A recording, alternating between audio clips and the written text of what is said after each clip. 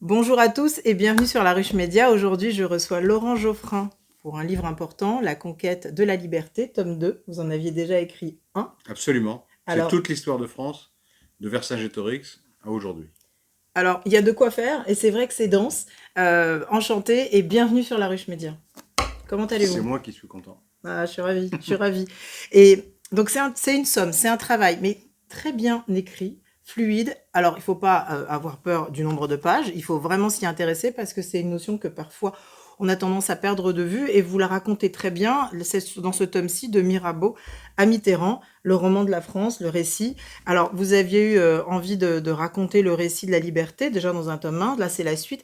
Qu'est-ce qui a motivé cette envie de parler de la liberté? Pourquoi pas de la fraternité, de l'égalité? Vous avez parlé de la liberté, pourquoi? Parce que c'est la condition première d'une société moderne, émancipatrice. Oui, S'il n'y a pas de liberté, de toute façon, il n'y a pas d'égalité. oui, Ces trois notions qui ne sont pas absolument équivalentes, elles sont hiérarchisées. Il y a la liberté d'abord, mhm, l'égalité, parce que sans l'égalité, la liberté, c'est pour quelques-uns. oui, oui, Tous les autres en sont écartés. oui, Et la fraternité, c'est le principe psychologique qui permet de faire une société, de vivre ensemble, de vivre ensemble. comme on dit aujourd'hui.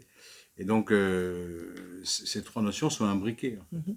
Donc, j'ai choisi la liberté, c'est le cas de le dire, parce que, à mon sens, la France se raconte, parce que ça s'appelle le roman de Le la roman France. de la France. Donc, c'est un récit, Tout c'est-à-dire à que fait. c'est chronologique, Oui, c'est avec des scènes, mm, avec des intrigues, donc, et avec mm, des personnages. oui, Et à chaque chapitre part d'un personnage central. tout à fait. Hein, que ce soit Ouais, voilà. Vercingétorix, Louis XIV. Louis XIV, on a Danton, on a...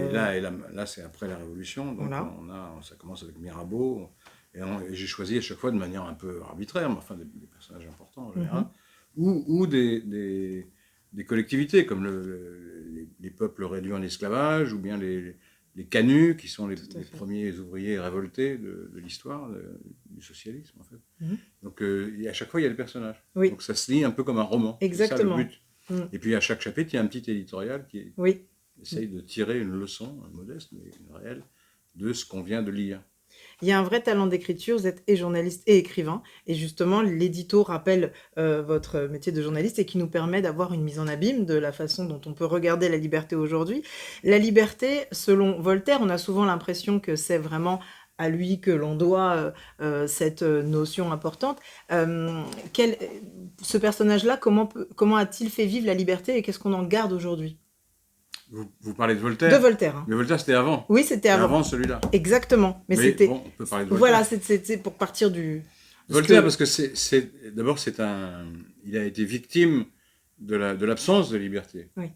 Hein, il a été humilié, bastonné par les valets du duc de Rohan, et c'était lui la victime, et c'est lui qui a été traité en coupable et mis en prison. Donc, Mm. ensuite, il est obligé de s'exiler en Angleterre. Oui. Et c'est là où il a pris toutes ces idées de liberté, justement. Voilà. Et donc, il est revenu en France. D'abord, c'était un auteur dramatique à très grand succès, qui est un succès hollywoodien, on dirait aujourd'hui. Et néanmoins, malgré ses mérites, malgré son talent, malgré sa proximité avec les gens les plus chics, les aristocrates les plus huppés, il a été victime de cette injustice. Quoi. Mm. Et donc, il a commencé à écrire contre, par toutes sortes de moyens, par les contes, parce qu'il y avait la censure aussi, donc il fallait prendre des moyens de détourner. Et son ironie, sa facilité à clarifier toutes les questions, à faire rire en même temps, ou à faire sourire en tout cas, a fait que ses écrits sont restés comme comment dire, le credo de ceux qui croient à l'irrévérence à l'égard des préjugés, à l'égard de l'obscurantisme et à l'égard des pouvoirs en Oui. général. Et donc c'est le symbole de l'écrivain rebelle, non Oui. pas rebelle parce qu'il a pris les armes ou Non, parce non, non. qu'il a vécu en marge de la société, rebelle par la plume. Par la plume, exactement. Et à la fin de sa vie, il a pris parti pour des causes, Oui. un peu comme l'affaire Dreyfus. Là, L'affaire c'était Dreyfus. l'affaire Calas. Mm. Et cette affaire Calas, c'est un protestant qui avait été accusé à tort, qui a été roué. D'ailleurs, roué, ça voulait dire exécuté sur la roue. C'était un supplice atroce. Et il a réhabilité grâce à on dirait aujourd'hui, son talent médiatique. Mhm. Il a réussi à faire réhabiliter Calas, le père et toute la famille qui avait été victime d'une injustice sans nom. Alors c'est pour ça que je voulais partir de Voltaire, qui n'est évidemment pas dans le livre, mais vous arrivez à Mirabeau, donc après la Révolution, et vous dites très bien, en 1789, la liberté est étranglée par la guerre, par Robespierre, bafouée par le Directoire et Bonaparte. Justement, à cet endroit-là de l'histoire, la liberté aurait dû exulter, et ça n'a pas été le cas. J'aurais voulu avoir votre sentiment là-dessus. Ça, c'est la tragédie française. Voilà, c'est pour ça que c'est... La tragédie française, parce que il y a eu la Déclaration des droits de l'homme, il y a eu la proclamation de l'Assemblée nationale, l'égalité des droits entre tous les hommes. Il n'y avait pas les femmes, hein. Il n'y avait pas non plus les Noirs, il n'y avait pas... Et les ouvriers, ils avaient un droit, mais un peu formel, parce qu'ils travaillaient 15 heures par jour pour un salaire misérable, donc ils n'avaient aucun moyen d'exercer la liberté qu'on leur offrait en principe. Et donc, finalement, la grande rupture était réalisée. Mais le roi n'a pas voulu suivre, il n'a pas voulu accepter ces principes-là, notamment le fait que l'Église était reléguée, était mise à une place seconde dans la société, alors qu'auparavant, c'était le premier ordre, hein, des trois ordres, le clergé, la noblesse et le tiers-état. Et donc, les choses ont dérapé dans le conflit, d'abord, politique, entre ceux qui étaient partisans des principes nouveaux et ceux qui voulaient rester à l'Ancien Régime, et puis petit à petit, entre ceux qui voulaient employer des moyens pacifiques, d'autres qui voulaient des moyens plus violents, en s'appuyant sur les faubourgs, sur la population révoltée. Et ensuite, la guerre a commencé, et alors là, la violence est devenue le principal principe d'évolution de toute la situation. Ce qui fait que ça aboutit à la terreur, à la répression féroce de ceux qui étaient contre la Révolution, lesquels se défendaient aussi des attaques de l'aristocratie et des armées étrangères. Et donc la guerre a fait déraper toute l'affaire, ce qui fait qu'on a assisté d'abord à la dictature du comité de salut public, qui était dirigé entre autres par Robespierre.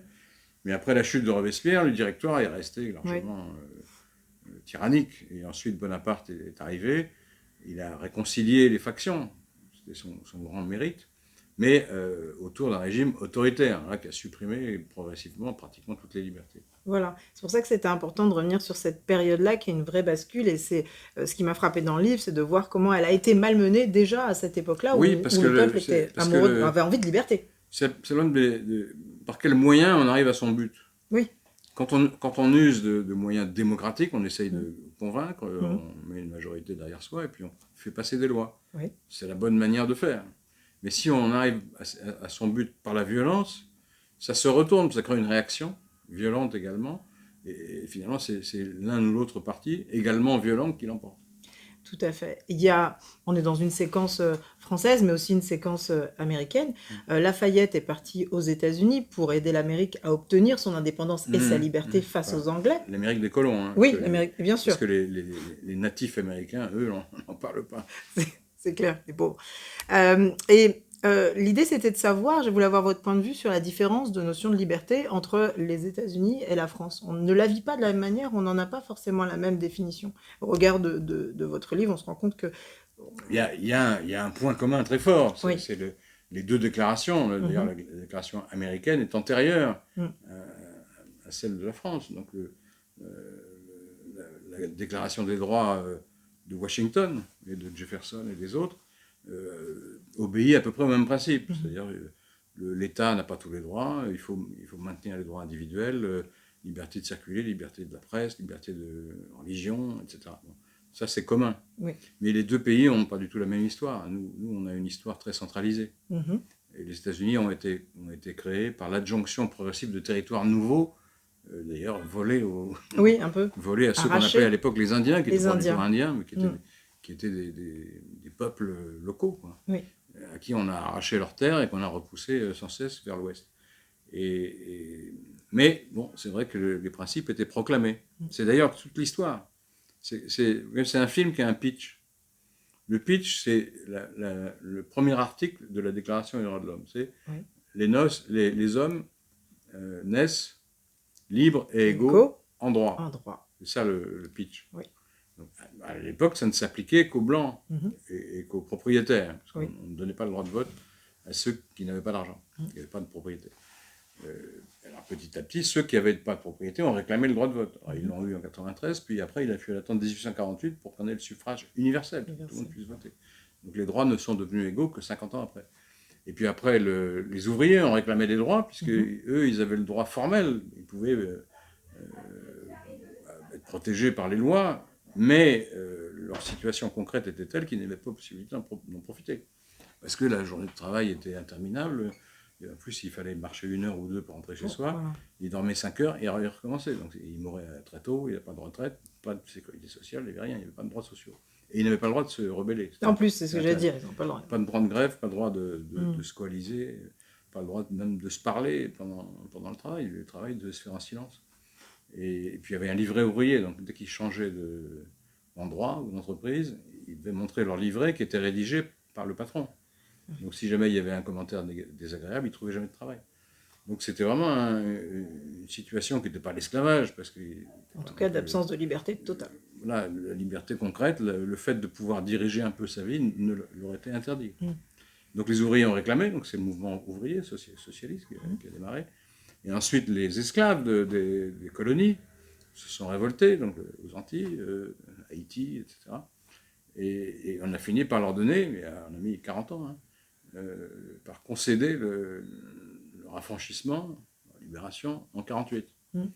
Mais il faut pas oublier qu'on a indemnisé. Alors moi, au début, je croyais qu'on allait indemniser les gens qui étaient mis en esclavage pour le préjudice. Non, c'est pas du tout, c'est les propriétaires. Les maîtres, voilà, les prêtres. Les propriétaires ont été indemnisés parce que leurs biens valaient tout d'un coup moins cher. On a dit, bon, il faut les indemniser, ils ont perdu leur argent. C'est des droits de propriété. Donc on a indemnisé les propriétaires aussi, incroyable que ça puisse paraître. Et puis les droits n'étaient pas vraiment respectés, parce qu'après, l'esclavage était aboli, mais la situation des populations d'origine qui étaient sur place, ou qui avaient été déportées d'Afrique, était seconde par rapport à ceux qu'on appelle aux Antilles les béquets, par exemple. Ça a duré très longtemps, c'est un peu le cas encore aujourd'hui, semble-t-il. Enfin, d'où les petites, les petites réactions. Et ensuite, il y a eu les femmes. Les femmes, il a fallu attendre un siècle de plus. Le fait sera féminin, on ne le saura pas. Quand on a réfléchi, les ouvriers, ils ont commencé à avoir des droits vers 1848.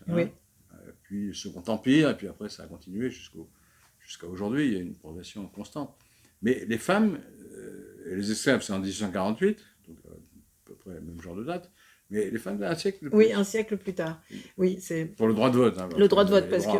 Voilà. Vous avez les droits de la vie courante, mais il n'y a pas le droit de vote. Pas le droit de vote. Et bon, là, quand on arrivera à l'égalité salariale, on aura peut-être vraiment avancé. Voilà. Mais c'est pour ça que je dis que le pitch, c'est celui-là. Oui, c'est exactement ça. Parce que c'est pas fini. Non, c'est pas fini, parce au contraire. Que les hommes naissent et demeurent libres et égaux en droit.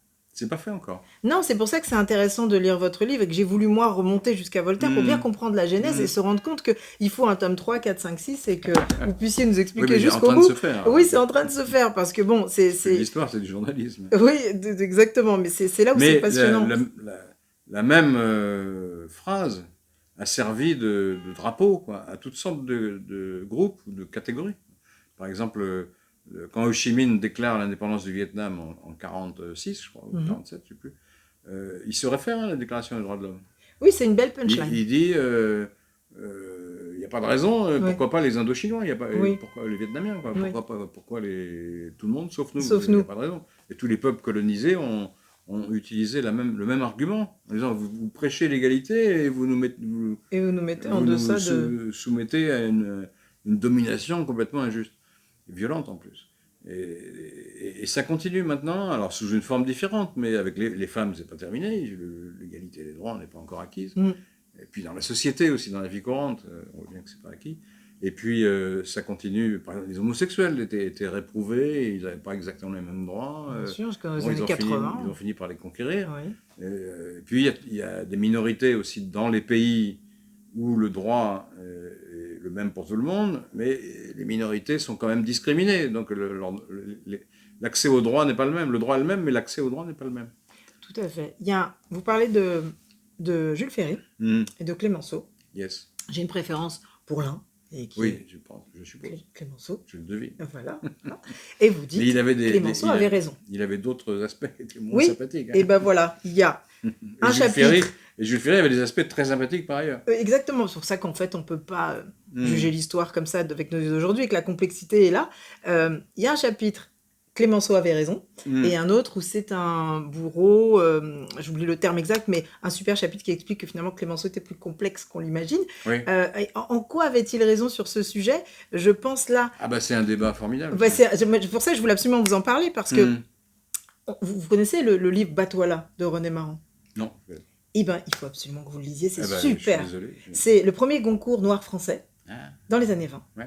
Il raconte ce que vous dites très bien dans ce livre, qu'il y avait des populations qui avaient une structuration, une organisation, et que d'autres, les colons, au nom d'une liberté ou d'une envie de civilisation, sont arrivés et ont tout balancé en oubliant que... Et vous le dites très bien. Et ça m'a fait rappeler justement ce livre Batouala, où simplement il raconte l'histoire d'un village. On a le sentiment qu'il n'y a pas d'histoire, mais en fait à la fin, on se dit, mais ils avaient juste une vie. Et c'est pour ça que je m'intéressais à Clémenceau, pour savoir, à ce sujet, par rapport à Jules Ferry, en quoi avait-il raison de permettre à une population d'avoir la liberté de disposer d'eux-mêmes, quitte, vous le dites, à se tromper, à faire des erreurs. Oui. Alors, il faut reprendre un peu l'histoire. Ah oui, là, vous avez vu? Parce que la colonisation française, ça a commencé sous François Ier, c'est une très vieille histoire. Oui. Mais ça s'est étiolé après 1763, quand les Anglais ont pris aux Français la plupart de leurs colonies. Et puis, ça a repris sous la Révolution et sous l'Empire, parce que on a essayé de coloniser l'Égypte, on a échoué d'ailleurs. Et puis ensuite, en 1830, on a conquis l'Algérie, avec une violence incroyable. Et puis après, ça a continué, et Ferry, lui, arrive donc au pouvoir dans les années 1880, et considère que la France ayant été battue en 70 par les Allemands, il faut trouver un moyen de la renforcer et de donner un débouché à son économie. Et donc, il a mené une politique volontaire contre une grande partie de l'opinion, et du Parlement, une volontaire de conquête coloniale, notamment en Extrême-Orient et aussi en Afrique. Et donc, il envoyait, en général, il envoyait d'abord des missionnaires qui venaient évangéliser les populations. Les missionnaires finissaient par être molestés. Et là, on envoyait l'armée, et une fois qu'on avait envoyé l'armée, on disait, bon, ben, on va rester là, et puis on va annexer, on n'annexait pas les territoires, mais on les mettait sous souveraineté française. Mais ça se passait toujours mal, c'est-à-dire, il y avait toujours une violence extrême, parce que la vraie supériorité de l'homme blanc, c'est qu'il avait des canons et des fusils à répétition, et que les autres n'en avaient pas. Donc c'était ça la supériorité. Et donc c'était la politique de Ferry, qui justifie, alors, il ne l'a pas justifié quand il était au pouvoir, puis il quitte le pouvoir, et là il fait un discours très très construit pour justifier sa politique coloniale et pour dire qu'il fallait continuer après lui. Et donc il y avait deux arguments. Premier, nous avons besoin de débouchés économiques. Donc là il valide pratiquement, alors qu'il n'est pas du tout de ce bord-là, il valide la théorie marxiste, c'est-à-dire qu'on a besoin de débouchés pour le capitalisme, donc on va conquérir des territoires nouveaux. Et puis le deuxième argument, c'est de dire nous avons un devoir. Là, il le place sous l'angle du devoir, un peu comme Kipling, quoi, le fardeau de l'homme blanc. On a un devoir de civilisation, parce qu'on a une civilisation supérieure. Ce que la plupart des gens pensaient. Et, alors, évidemment, ils avaient des arguments. Ils disaient on arrive dans les endroits. Il n'y a rien. C'est pas qu'il n'y a rien, il y a quelque chose, mais c'est des mœurs bizarres pour eux. Et puis, c'est des gens très pauvres. Ils vivent soit dans des cases, soit dans des maisons fragiles, etc. Et donc nous sommes supérieurs. Il y avait un sentiment de supériorité, et qui était largement partagé. Et donc il dit, ben voilà, on conquiert ces territoires pour les élever, pour les amener à la civilisation. Sous-entendu, un jour, évidemment, ils prendront leur liberté, mais pas tout de suite. Pas maintenant. Pas maintenant. C'était jamais maintenant, d'ailleurs. Et Clémenceau lui répond, 2 jours après, au Parlement. Et il dit d'abord, ça coûte très cher, toute cette histoire. Donc c'est un peu bizarre de nous dire qu'on va gagner beaucoup d'argent, alors que ça commence par nous coûter. Alors c'est vrai et c'est faux, il y avait des colonies qui coûtaient, ça c'est vrai. Les colonies, du point de vue économique, on a mieux fait de ne pas le faire. Mais il y en avait beaucoup qui rapportaient. Par exemple, le Vietnam rapportait beaucoup. Parce qu'il y avait des le caoutchouc, enfin, Oui, il y avait des matières des premières, matières très premières. très Mhm. utiles, quoi, très nécessaires et qui Mhm. pouvaient se vendre bien sur le marché mondial. Et puis en Afrique aussi, il y a des endroits où il y avait des Bien mines, sûr, etc. Il y avait bien sûr. mais d'autres endroits, il n'y avait rien et par fierté, on colonisait quand même. Et puis ensuite, Clémenceau dit, et alors, le deuxième argument, c'est que nous sommes une civilisation supérieure. Mhm. Alors, il dit, civilisation supérieure, civilisation inférieure, j'en suis revenu quand je me suis aperçu Excellent.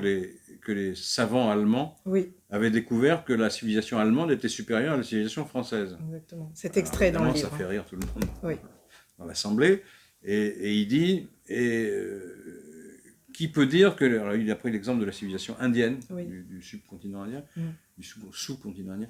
Et il a dit, mais ce sont des gens qui ont une religion millénaire, qui ont des institutions sophistiquées, qui ont une littérature formidable, des pièces de théâtre géniales, etc. Comment pouvez-vous dire que c'est une civilisation inférieure? Sous-entendu, la seule supériorité, c'est celle des armes. Oui. C'est pas celle de la civilisation, enfin, du raffinement de la civilisation. Et pourquoi il dit ça? C'est parce qu'il était lui-même très enraciné, très patriote français, vendéen, député nationaliste pratiquement, mais il avait vécu aux États-Unis, mais il avait beaucoup voyagé et il connaissait très très bien la civilisation indienne qui le fascinait. Et donc il dit, mais c'est pas vrai, voilà, il n'y a pas, il n'y a pas d'inférieur et de Et supérieur. de supérieur. C'est pas vrai. Exactement. Et vous le Et donc, dites. il réfute à la base. Complètement. C'est pas seulement un argument humanitaire. Non, non, Il c'est dit pas c'est concret. honteux ou vous Non, faites du non, mal. il fait pas de Il dit morale. c'est pas vrai. Oui, voilà. Vos bases intellectuelles sont fausses. Oui, complètement. Et c'est pour ça que ça m'a rappelé vraiment René Maran et Batoila, parce que c'est dans ce roman exactement ce qu'il dit. Et il a gagné le Goncourt, premier Goncourt noir avec ce livre-là, parce qu'il racontait ça dans les années 20. Et vous le racontez très bien là. Et cet extrait est dans le livre, et c'est important, je le mettrai d'ailleurs sur le site La Ruche, parce que c'est important de se rappeler de cela. Il y a une dernière question. Oui, allez-y. Clémenceau était ultra minoritaire, hein, il faut savoir, ah bah sur oui, cette mais position. c'est exactement ça, c'est ça qui est génial, et vous le racontez très bien. Je ne mets pas Clémenceau Pas du tout. pour dire, mais non, Pas on n'est du pas tout. si coupable que ça. Si, on est quand même très coupable. Non, non, bien sûr, oui, vous le dites Mm. très très bien, et c'est important de pouvoir rappeler cette période de l'histoire à un moment où justement la société est bloquée sur des questions d'identité, et de se rappeler un petit peu de comment nos chefs d'État ont vécu la situation quand ils étaient minoritaires. Il a eu ce courage-là. La dernière question que je voulais vous poser, c'est que vous avez une passion de l'histoire, c'est quelque chose, et vous le dites en introduction, vous dites, je ne suis pas historien, j'ai une passion pour l'histoire, nuance. Voilà. Et alors, cette passion d'histoire, elle vient d'où? Là, je m'intéresse à vous, Laurent Geoffrin. Parce que on le sent quand vous en parlez. C'est passionnant, j'ai envie de rester avec vous pendant 3 heures. Voilà, donc, ça vient d'où? Je sais pas, enfin, ça vient. Ma famille, mon père était éditeur de livres d'histoire. Bon, ça explique beaucoup de choses. Mais bon, j'aurais pu m'intéresser à autre chose. Et ça vient probablement de la fascination qu'ont tous les enfants pour les histoires. D'accord. On aime bien les histoires. Oui. Et j'ai essayé de l'écrire comme ça. C'est-à-dire qu'à chaque fois, c'est un chapitre de roman. Parce que vous avez un héros qui affronte des obstacles. Alors, parfois, il les surmonte, parfois, il échoue. Mais du coup, ça crée un suspense quand on essaie de savoir comment ça va, qu'est-ce qui va se passer après, ça va se passer. De tourner les pages, ah bon, mais où est-ce que ça va, etc. Et j'aime bien la fiction en général. Et je trouve que mais la fiction est d'autant plus forte qu'elle est vraie. C'est-à-dire que on sait en plus que ça s'est vraiment passé comme ça. Ça devient fascinant parce que c'est toujours incroyable. Ce qui se passe, c'est toujours incroyable. C'est toujours surprenant. Quoi. Surprenant comme un romancier de génie aurait pu l'écrire. L'histoire est plus forte que nous. Et puis vous avez le rôle à la fois, évidemment il y a les grands courants, les structures économiques, c'est très intéressant, mais c'est le décor. C'est comme si, les gens qui ne parlent que de ça, c'est comme si c'est une pièce de théâtre, on ne voit qu'un décor, il n'y a pas d'acteur. Moi je mets les acteurs et je raconte la pièce. Et les acteurs, on ne sait pas où ils vont en fait. On le sait maintenant parce qu'on connaît la fin, mais à chaque fois le hasard et l'énergie individuelle jouent un rôle aussi. Si vous prenez la chute du roi le 10 août 1992, bon, il y avait une manifestation devant les Tuileries, le roi avait dit de ne pas tirer, normalement ça aurait dû passer à peu près sans trop de heurts, et puis il y a eu un coup de feu qui est parti, on ne sait pas de qui, et à ce moment-là les Suisses qui gardaient le roi ont répliqué en tirant dans la foule, il y a eu 30-40 morts, Et c'est ça qui a déclenché ça aurait pu ne pas se produire. Oui. De même, le 19 Brumaire, quand Bonaparte revient d'Égypte pour prendre le pouvoir, il arrive à circonvenir les chambres, il les réunit à Saint-Cloud, sous la garde de ses soldats. Et puis ça dérape parce qu'il fait un mauvais discours devant les députés. Les députés commencent à le critiquer, à poser des questions. Qu'est-ce que c'est que ça? On fait un coup d'État, etc. Et il va être hors la loi. Hors la loi, ça veut dire que n'importe qui pouvait le tuer impunément. Ah ouais. Et donc à 4h de l'après-midi, c'était sa chute. C'est la chute de Napoléon avant que Napoléon soit Napoléon. Et puis à 5h, son frère réussit à retourner la garde avec un discours en disant, parce que c'est le hasard des choses. Napoléon avait la gale, donc il se grattait et donc il avait du sang sur les joues. Et donc son frère lui dit, il a été attaqué par des députés armés de poignards. C'est l'assemblée des poignards. D'accord. Et donc il dit ça aux soldats. Les soldats, à ce moment-là, Murat et les autres officiers prennent le commandement, et il faut rentrer les soldats et disent citoyens, vous êtes dissous. C'était plus expéditif que Macron encore. Donc vous êtes dissous, alors il y en a qui protestent, et alors, comme les soldats sont armés, le Murat crie foutez-moi tout ce monde-là dehors. Et à ce moment-là, les soldats avancent en chargeant, et le député s'égaye dans le parc de Saint-Cloud. Après, ils vont les chercher la nuit dans les buissons pour les faire revenir, les faire voter la nouvelle constitution, quoi. Enfin, la délégation de pouvoir au consul, parce que c'était des consuls provisoires. Et donc, à 5h, la carrière de Bonaparte était finie, il était mort quasiment.